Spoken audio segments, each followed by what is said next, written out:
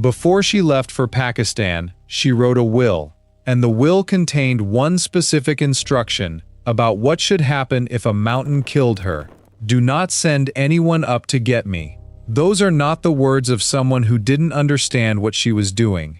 Those are the words of someone who had spent 3 years working in mountain rescue, who knew exactly what a recovery operation costs and risk, and who had decided in advance that her body was not worth another person's life.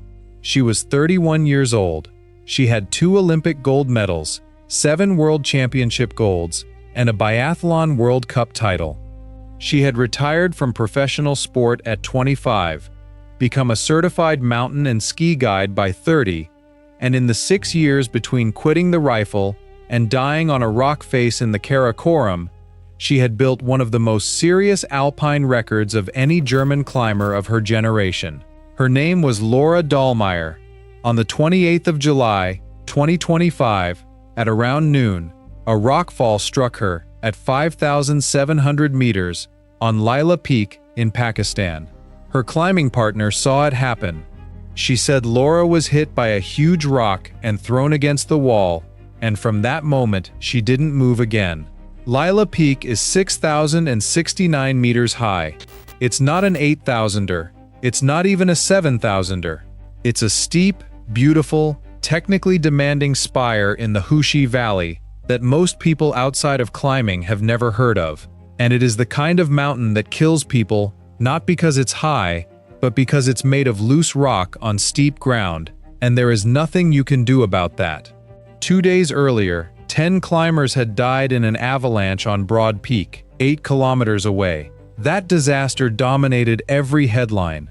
Laura Dahlmeier's death, 2 days later, on a mountain a fraction of the size, barely registered outside of Germany and the climbing press.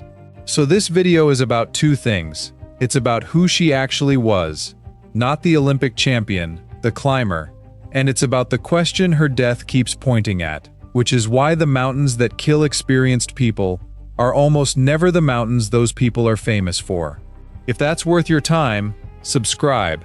It's free, and it decides whether these keep getting made. Start in Garmisch-Partenkirchen, which is about as good a place as any to be born if you intend to spend your life in the mountains. It's a ski town in the Bavarian Alps, right on the Austrian border, at the foot of the Zugspitze. Laura Dahlmeier grew up there with her parents, Andreas and Susie, and a younger brother named Pierman. She started in biathlon, skiing and shooting, which in Germany is not a niche sport. It's one of the most watched winter disciplines in the country, and it produces genuine national stars. She was good at it almost immediately. She entered the World Cup circuit in the 12-13 season. She went to the Sochi Olympics in 2014, and then in 2017, at the World Championships in Hochfilzen, she won 5 gold medals in a single event, 5 golds at one Worlds. That is a record that still stands.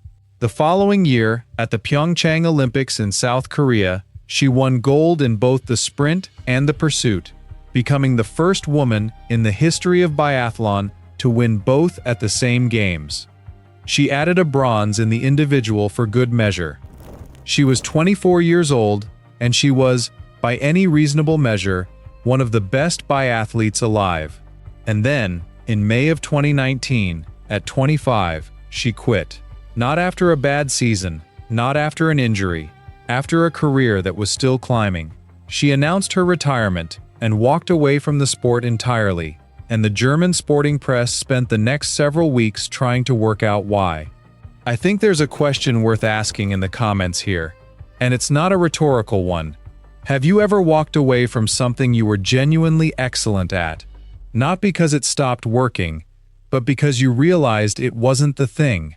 I'd like to read those, because I think that decision is rarer and harder than most people acknowledge, and I think it's the most important thing she ever did. Because what she did next was not what retired athletes normally do.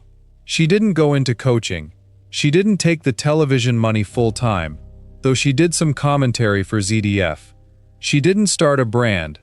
She went and got her mountain guide certification, the full state-certified Bergführer and ski teacher qualification, which in Germany and Austria is one of the most demanding professional certifications in outdoor sport. It takes years. It is not a hobby course. And then she joined the Garmisch-Partenkirchen Mountain Rescue Team as a volunteer. That detail keeps stopping me.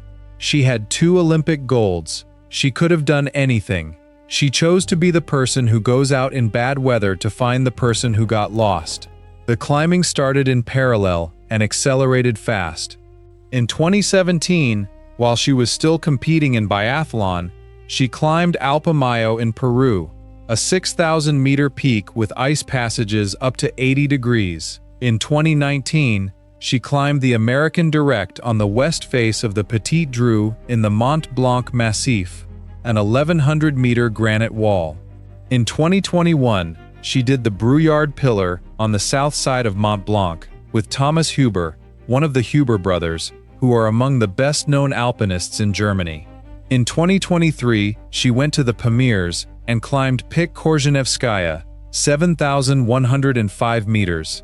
That's a proper high-altitude peak. Then the east face of the Watzmann with Thomas Huber again. In the autumn of 2024, she went to Nepal and climbed Ama Dablam, 6,814 meters, one of the most technically demanding and beautiful mountains in the Himalaya, solo, from base camp to summit and back, in 12 hours. That was the women's fastest known time. And earlier in 2025, before Pakistan, she climbed the north face of the Eiger, the Hekmare Route, 1,800 meters of mixed climbing. She described it afterwards as one of her biggest dreams.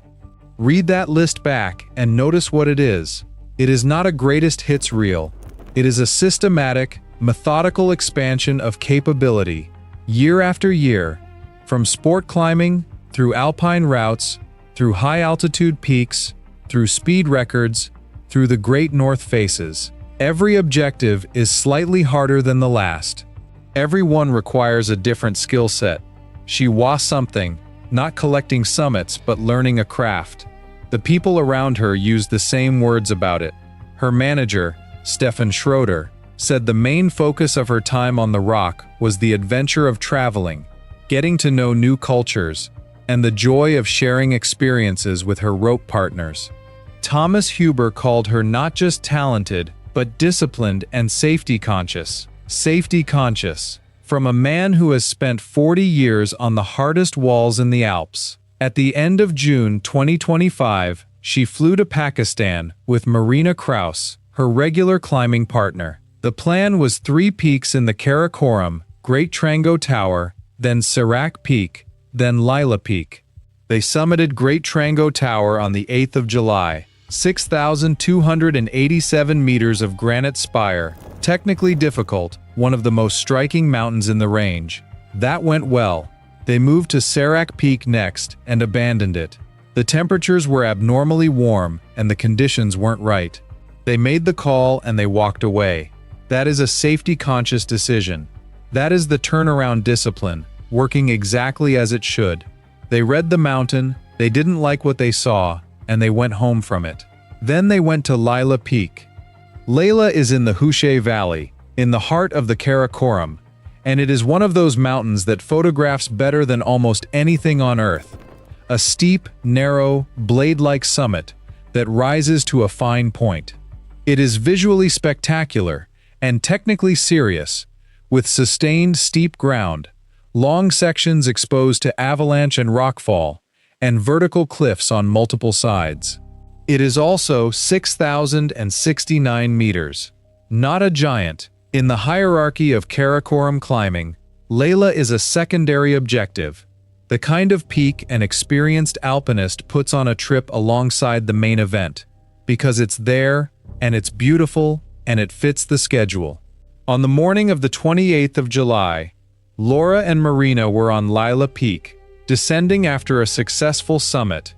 They were rappelling, lowering themselves on rope down the steep ground, at around 5,700 meters. At approximately noon, during a rope maneuver, a rockfall was triggered. Marina Kraus saw it happen. She told reporters afterwards, in a press conference in Skardu, that she saw Laura being hit by a huge rock and thrown against the wall, and that from that moment she didn't move again. Kraus could not reach her. The terrain between them was too steep, too loose, and still actively shedding rock. She tried for hours. She sent an SOS immediately, and then, in the middle of the night, alone on the mountain, she made the decision to retreat, to rappel down through the dark to base camp, because staying where she was meant dying there too. Think about what that night contained. Alone, in the dark, on a mountain that had just killed her partner, descending terrain that was still falling apart, having spent hours trying to reach someone she could see but not touch. The rock fall that hit Laura could have hit her. The rock that would fall next could hit her, and the rope she was descending on was the same system that had triggered the rock fall in the first place. A rope maneuver during the rappel had dislodged the stones. She made it to base camp. From there she helped coordinate the rescue effort that she already knew, in all likelihood, was a recovery effort. And then she flew to Skardu, and stood in front of cameras, and described watching her friend die, in a language that was not her own, to strangers, because somebody had to say it on the record. Marina Kraus is not a household name, and she will not become one, and I think what she did on that mountain, the hours of trying, the decision to leave, the descent in the dark, the press conference, is one of the most quietly extraordinary things I've come across on this channel. A helicopter reached the site the following morning. The pilots could see Laura Dahlmeier's body. They reported no signs of life. Her management team confirmed her death on the 30th of July. Her representatives said she most likely died instantly.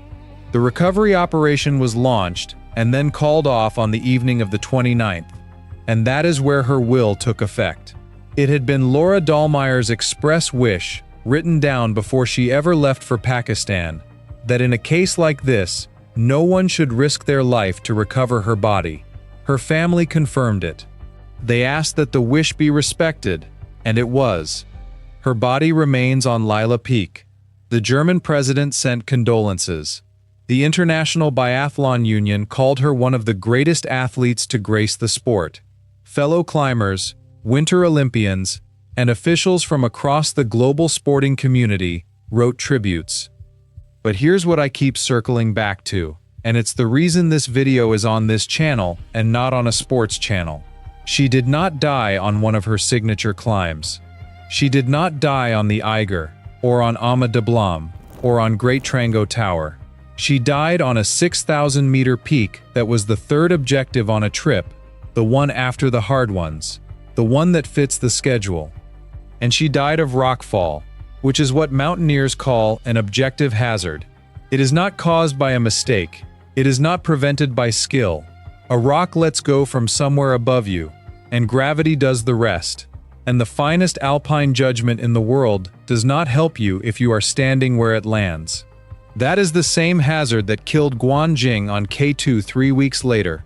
A Chinese climber struck by a falling rock on the descent after a successful summit, at a completely different altitude, on a completely different mountain. It is the same hazard that has killed people on Half Dome, on Broad Peak, on mountains I've covered on this channel before.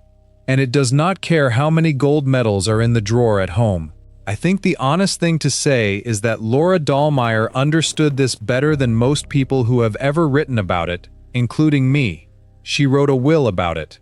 She volunteered for mountain rescue, which means she had been on the other end.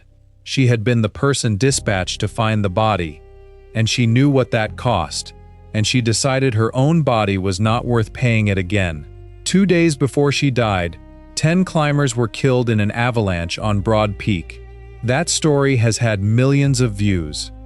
This one has had almost none, outside of Germany, and I think that tells you something about what the audience for mountain documentaries actually wants, which is drama and scale and record-breaking and death zones, and not a 31-year-old woman being killed by a rock on a peak nobody can name. But if this channel is about anything, it's about the gap between which mountains frighten us and which mountains actually kill us.